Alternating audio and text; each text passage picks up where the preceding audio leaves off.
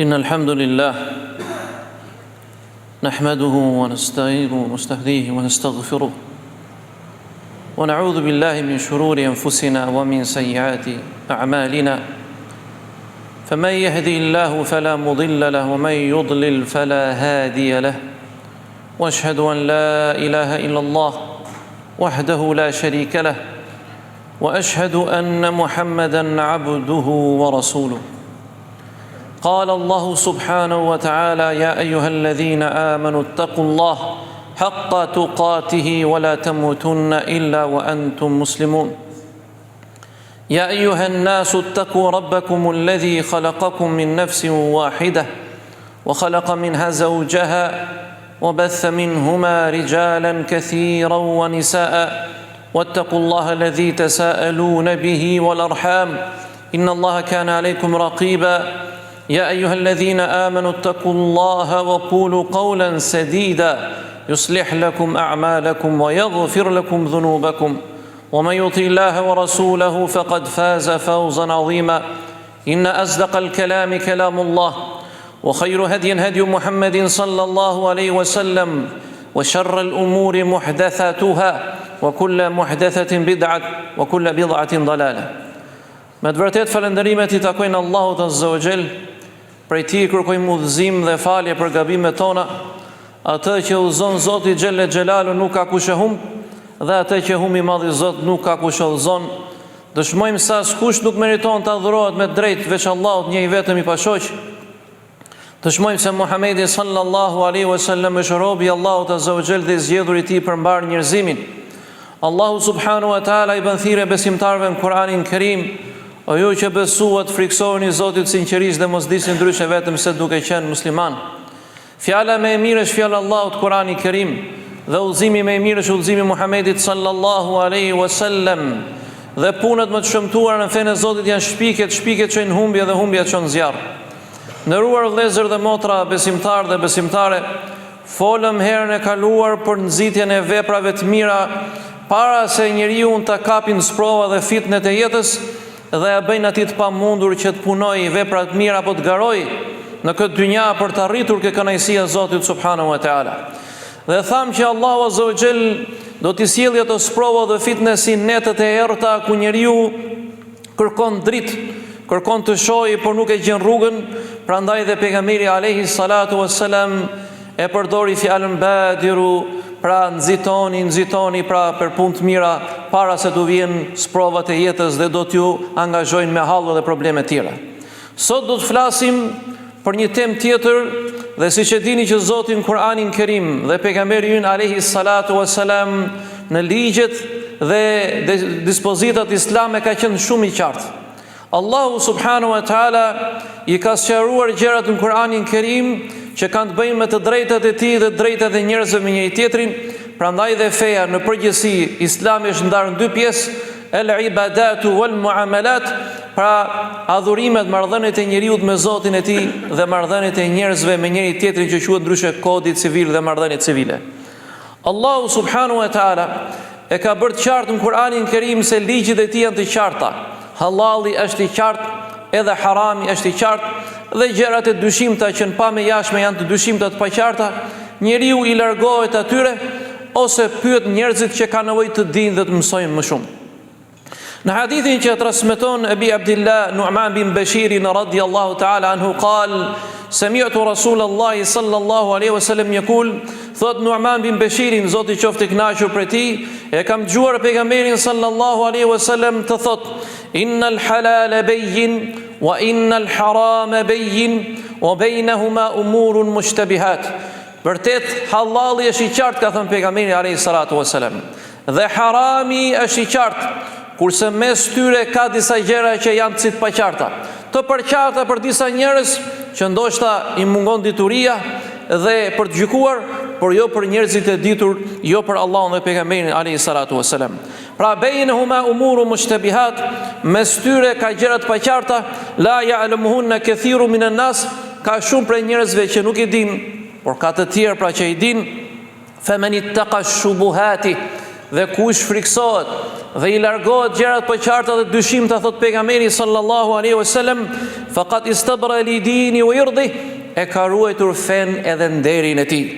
Wa man waqa fi shubuhati, dhe kush bie në gjërat paqarta dhe dyshimta, thot pejgamberi sallallahu alaihi wasallam, waqa fil haram, ka rënë në haram të madh, thot pejgamberi sallallahu alaihi wasallam. Pastaj i dërguari i Zotit alaihi salatu wasallam tu jep shembullin për të dalluar dhe për të kuptuar se si funksionon jeta. Thot pejgamberi alayhi salatu wasalam, "Karra'i yar'a hawla al-hima", si ai bariu që e ruan kopen e tij afër kufive, tokës dikujt tjetër, që e ka me të korrura, me të mbjellura, e ka të rrethuar. Pra e ruan atë. Pra si bariu që e ruan kopen e tij përballë një prone apo një vendi të mbrojtur, yushiku an yaqa fi, gati sa ato bakti nuk hyn pra tek prona e tjetrit, thot pejgamberi sallallahu alajhi wasallam. Ala wa inna li kulli malikin hima. Dhe ju e dini, thot, se çdo mbret udhëheqës ka ligjet dhe të drejtat e tij që i mbron. Ala wa inna himallahi maharimu, dhe të drejtat e Zotit janë ato gjëra që i ka ndaluar Allahu subhanahu wa taala njerëzit, haramet. Ala wa inna fil jasadi mudghah, dhe nuk e dini se në trupin e njeriu, thot pejgamberi sallallahu alajhi wasallam, është një copë mishi. Idha salaha al jasadu kullu, nëse ajo përmirësohet, rregullohet i gjithë trupi. Wa in fasada jasadu kullu, dhe nëse ajo prishet i gjithë trupi. Ala wa hiya al qalbu, ajo zemra, thot pejgamberi sallallahu taala alaihi wasallam. Në këtë hadith madhështor që transmeton Imam Buhariu dhe Muslimi, kuptojmë nga i dërguari Allahut alaihi salatu wassalam që feja jon gjërat i ka të qarta, legjislacionet dhe marrëdhëniet e njerëzve me njëri tjetrin i ka të qarta. Prandaj thot pejgamberi, innal halala bayyin, halali është far, është i qartë, tregtia është e qartë, martesa dhe rregullat e saj është e qartë, urdhimi për të mirë, ndalimi e keqja është e qartë, marrëdhëniet midis njerëzve, marrëdhëniet e punës, kontratat e tyre janë të qarta, ushqimi është i dalluar kush është i qartë dhe jo, ashtu dhe harami është i qartë, zinaja është e qartë, gjërat e tjera si për shembull ribaja është e qartë. Pra nuk ka dyshime në këto gjëra. Prandaj dhe pejgamberi sallallahu alaihi wasallam, vrasja ka qenë është e qartë, pra të marrësh pasurinë e tjetrit është e qartë, të bësh rrushfet është e qartë, është ndaluar. Prandaj që edhe pse ndonjëherë ne njerëzit sillemi sikur nuk i dim, apo sikur i kemi harruar, apo sikur nuk i njohim, apo sikur nuk kemi dëgjuar, për arsye interesa personale, halali është i qartë dhe harami është i qartë, thot pejgamberi sallallahu alaihi wasallam. Prandaj dhe Zoti thot në Kur'anin Kerim, wa halallahu al-bay'a wa harrama ar-riba, e ka bërë të qartë Allahu, e ka lejuar tregtinë dhe ka ndaluar kamatën. Pse? Sepse tregtia zhvillon shoqërinë, njerëzit këmbejnë mallra, pasurohen të gjithë, dikush jep e dikush merr. Kurse kamata, ribaja, e ashtu quajtur bankat sot, përqendrohet pasuria në duart e një apo dy vetave dhe rrin gjithë populli peng në duart e shumë e një pakice.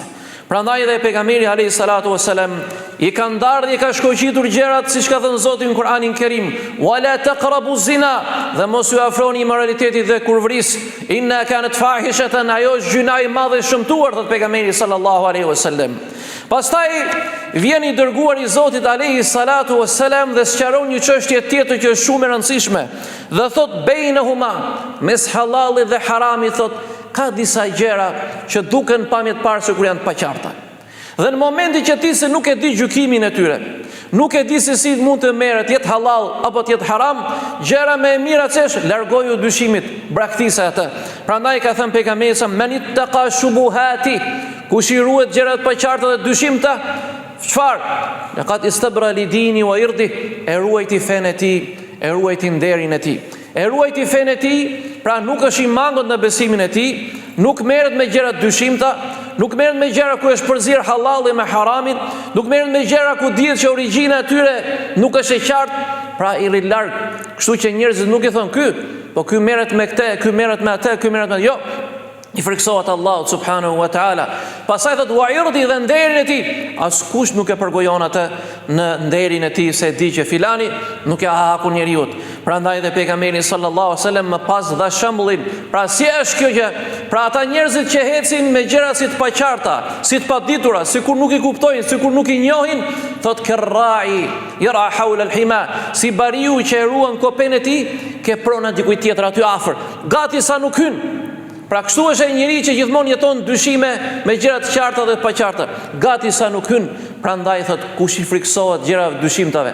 Pra është I përpik me fenë e Zotit, me parimin, me besimin, me moralin, me rregullat, me ligjet, ai njeriu nuk gabon kollaj. Prandaj tha pejgamberi kush I ruhet gjërat të paqarta, e ka ruajtur fenë e tij, e ka ruajtur nderin e tij, thot pejgamberi sallallahu alaihi wasallam. Dhe më pas shpjegon I dërguari Allahut alaihi salatu wasallam se ku është epiqendra e gjithë sjelljes dhe veprave tona. Thot pejgamberi sallallahu alaihi wasallam, ala wa inna fil jasadi mudgha, në trupin e njeriu është një cop mishi. Aty rrotullohen të gjitha sjelljet dhe veprat tona, siç e kemi thënë. Ala inna fil jasadi mudgha idha salahat salaha al jasadu kullu. Në një cop mishi e keni në zemrën, në trupin tuaj. Nëse ajo rregullohet I gjithë trupi, dhe nëse ajo prishet I gjithë trupi, dhe ajo është zemra, thot pejgamberi sallallahu taala alaihi wasallam. Dhe kjo është e vërtetë vëllezër, vërtet neve shikojmë, dëgjojmë, mendojmë, arsyetojmë, por të gjitha këto informacione që marrim nga shqisat tona, vendimet dhe sjelljet dhe veprat I merr zemra. Prandaj kush e ka zemrën e prishur, e ka gojen e prishur, e ka gjuhën e prishur, e ka shpirtin e prishur, I ka vendimet e prishura, I ka zgjedhjet e prishura, e ka sjelljen e prishur, pra ka degraduar si njeri. Prandaj dhe thot pejgamberi sallallahu taala alaihi wasallam në hadithin e njohur, illam tastahi fasna ma shit, kur nuk e turp, pra s'ke më turp, I bën të gjitha, thot pejgamberi sallallahu alaihi wasallam, pse? Lianna qalbu mayit, sepse zemra e tij është e vdekur. Zemra e tij nuk e dallon me halal, haram e dyshimt, jo. As nuk do të di fare se si sillet, se si ushqehet, se si vishet, se ja hakun tjetrit, se ja merr pronën tjetrit, se e merr pasurinë e tjetrit, se e derdh gjakun e tjetrit. Prandaj dhe thot pejgamberi sallallahu alaihi wasallam, inna fil jasadi mudqa, në trupin e njeriu është një cop mishi, nëse ajo rregullohet e gjithë trupi, dhe nëse ajo smuret dhe prishet e gjithë trupi. Prandaj dhe pejgamberi sallallahu alaihi wasallam e përfundoi hadithin me zemrën, me këtë gjymtyr që rregullon sjelljen e njeriu, që rregullon gjuhën e njeriu, që rregullon moralin e njeriu, që rregullon zgjedhjet dhe vendimet e njeriu. Prandaj I thon njeriu mirë, njeriu dashur, njeriu bujar, dhe ose I thon ndryshe njeriu zemërkeq, njeriu I prishur, njeriu degeneruar. Pse? Lianna qalbu mayit, sepse zemra e tij, çfarë është zemra e prishur, nuk I friksohet Allahut azza wa jall dhe nuk I intereson asaj se si ushqehet, se çfarë flet, se si sillet, se si vepron dhe si gjykon ndërmjet njerëzve. Prandaj lutim Allahun azza wa jall na ruaj nga harami, dhe lutim Allahun të na ruaj nga prishja e zemrave, të cilat po u prishën zemrat, prishën sjelljet dhe gjymtyrët dhe vendimet dhe zgjedhjet e njerëzve. Prandaj vëllezër dhe motra, ne t'i friksohemi Allahut azza wa jall, dhe Zoti thot në Kur'anin Kerim, ala bi dhikrillahi tatma'inul qulub. A nuk shërohen dhe përkujtohen zemrat me përkujtimin e Allahut, pra njeriu ta ndjejë mbikëqyrjen e Zotit ti kudo që është vetëm, është me njerëz, është në punë, është familje, është në tregti, është në marrëdhënie punë me njerëzit, ti friksohet Allahut azza wa jall me dorën e tij. Ti friksohet Allahut me gjuhën e tij, me zemrën e tij, me sjelljet e tij, me vendimet e tija, para se të merresh në gjykim. Dhe vjen momenti, siç e kemi thënë, që thot Zoti në Kur'anin Kerim, që u erdhi juve vdekja e qartë, pra ajo që e kishit juve si dyshim, dhe atëherë do të përballeni me faktet dhe me çdo gjë që keni vepruar, dhe do ta gjeni dhe grimcën e atomit që keni punuar tek peshorja e Zotit subhanahu wa taala. Qoftë e mirë apo e keqe, walhamdulillahi rabbil alamin, wa sallallahu ala nabiyina Muhammad.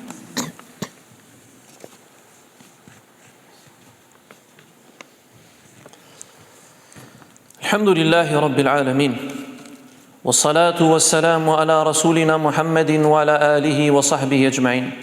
Falënderimi takon Zotit subhanahu wa taala, paqja lavdrimi I tij qoftë mbi vullën e pejgamberit, mbi vullën e pejgamberëve Muhammedin alayhi salatu wassalam, familjen dhe shokët e tij dhe të gjithë ata që pasuan atë deri në fundin e kësaj bote. Nderuar vëllezër dhe motra, besimtar dhe besimtare, e duke qenë se halali është I qartë dhe harami është I qartë, dhe ndërmjet tyre ka gjëra të pak si të dyshimta, këto janë pak të dyshimta për 4 arsye.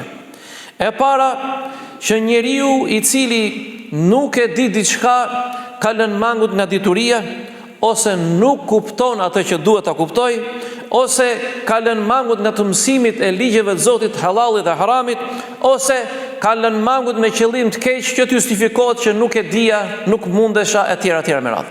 Prandaj njeriu në fenë e Zotit subhanahu wa taala, në Islamin tonë bukur, nuk mund të arsyetohet kur ka mundësinë të pyesi. Dhe nëse nuk di, mëso. Dhe nëse nuk mëson, pyet. Dhe nëse pyet, do të marrësh përgjigje. Por jo të thuash që nuk e dija, nuk mundem, se të gjitha këto arsye janë boshë dhe bien poshtë. Prandaj Allahu azza wa jall dhe pejgamberi sa selam na e bëri të qartë gjërat e dyshimta. Pse? Li yumayyiza, që të dallojë dhe të bëjë qartë njerëzit dhe besimtarët e vërtetë dhe fisnik nga ata që ja kanë fesën e Zotit me hile.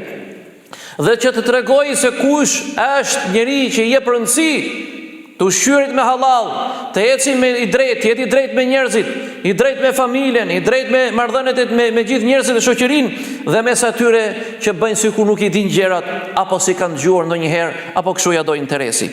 E dyta, përfitojmë nga hadithi i pejgamberit alayhi salatu wasalam, që feja jon me lejen e Zotit i ka ligjet e qarta, halalin e qartë dhe haramin e qartë. Kështu që nëse ju fshihet diçka apo nuk kuptoni diçka, thot Allah, fasalu ahla dhikri in kuntum la ta'lamun. Atëherë pyesni ata që dinë, që të mësoni juve që nuk dini dhe t'ju japin përgjigje për ato gjëra që nuk e kuptoni. E tjetra, thot, të nxisësh njerëzit që t'i ruajnë gjërave të çuditshme, apo gjërave të përziera, apo gjërave të paqarta, sepse njeriu nëse i ruhet gjërat të paqarta apo të çuditshme, apo nuk e di gjykimin e tyre, apo janë ndjen zemra se ka diçka haram, atëherë e ka ruajtur fenë e tij, ka ruajtur moralin e tij, ka ruajtur veten nga zjarri i xhenemit me të gjitha. E pesta, nëse personi i bie dhe zhytet në gjërat e dyshimta dhe gjërat e paqarta, nuk ndodh asgjë tjetër vetëm se do bjerin haram. Prandaj, kujdes vëllezër dhe motra, kur përzihet halalli me haramin dhe nuk bën dot dallimi nga njëra tjetra, thon ulemat rregulli juridik thot, të gjitha mbizotoren haramin, pra rrit larg haramit. Pra ti se di, a janë halal gjërat, a janë haram, i ka përzier gjërat që mos kuptohen, atëherë personi rri larg pra të gjithave dhe i konsideron ato haram, sepse ai nuk e bën dot dallimin mes këtyre gjërave nga njëra tjetra. Sa shumë njerëz sot vëllezër i pranojnë këto lloj gjërash, këto lloj marrëveshjesh, këto lloj punësh, këto lloj pasurish që i përzin halallin me haramin, ushqejnë dhe familjet e tyre dhe ja lehtësojnë vetes dhe justifikojnë, nuk e dija hoq. Nuk e dija hoq, kurse Allahu thotë në Kur'anin Kerim, fasalu ahla dhikrin kuntum la ta'lamun, pyesni ata që dinë nëse jeni që nuk e dini. Tjetra, sa bukur, mësimdhënia e bukur e pejgamberit alayhi salatu wasalam, duke dhënë shembuj, si është shembulli i atij i cili punon me gjërat e dyshimta, halallin, haramin, bën sikur si kupton, është si ai që los me zjarrin, që në moment mund bjerin gremin. Prandaj i dha pejgamberi sallallahu alajhi wasallam shembullin e bariut, i cili i ruan delet e tij pranë pronës tjetrit, dhe nga moment mund të futen në pronën e tjetrit dhe ta dëmtojnë dhe do të marrësh përgjegjësitë para ligjit dhe gjykatës për dëmin që shkakton tjetrit. E teta, saddu dharaj, defend ton parandalimi është më i mirë se kurimi. Pra ti parandalosh këto gjëra është më mirë se të përhapet smundja dhe ti kurosh ato. Siç thon shumë njerëz sot, por lere rinin hoç ta provoj çik ashashin dhe drogun. Lere thon, s'ka gjë, çuna trinja do ta provojnë. Jo. Pra, mos ta provosh helmin, është më mirë se ta provojnë helmin, pasaj të kurosh helmin dhe smundjen që nuk e di sa zgjat dhe nuk e dim çfarë përfundimi ka. Atëherë parandalohet keqen vëllezër dhe motra, parandaloni të keqen, mos i jepni përparësi vetes. Ju kam thënë, mos e shisni veten tuaj, mendjen tuaj, diturinë tuaj, bukurinë tuaj, zgjuarsinë tuaj, shëndetin tuaj për pak gjë, duke u bërë ushtare egove tuaja, apo ushtarët e njerëzve, apo atyre që duhet shfrytëzojnë aftësitë dhe dhuntit tuaja. Prandaj friksojuni Allahut subhanahu wa taala. Mos bini në haram, mos bëni prova me jetën, mos bëni prova me fëmijët, mos bëni prova me shëndetin, mos bëni prova me zjarrin e xhehenemit, për cilin do të jepni llogari për prindrit tuaj, për vëllezërit dhe motrat tuaj, për fëmijët tuaj. Ti lem to prallat, le ti provojnë, le ti dalin Zot vetes. Kur të arrin një moshë të caktuar që të kuptojnë çfarë është e mirë dhe e keqe, le t'i dalin Zot vetes, se brezi i fëmijëve sot nuk është si brezi jon i fëmijëve dhe ne nuk jemi si gjyshrit tan. Prandaj ky është brezi i ndikimit, brezi i patatinave, brezi i telefonave, brezi i YouTube-it, brezi i njerëzve që shembull kanë një futbollist, që kanë një këngëtar, që kanë një trafikant droge, një rrugaç, nuk është brezi që ka shembull Mustafan, pejgamberin sallallahu alaihi wasallam. Ta nuk janë brezi që e ngrinin pejgamberin në pozitën më të lartë, saqë thoshin prisat e romakëve dhe persëve, nuk kemi parë njerëz që e nderonin dhe e donin Muhamedit sallallahu alaihi wasallam si shokët e tij, Muhamedit alayhi salatu wasalam.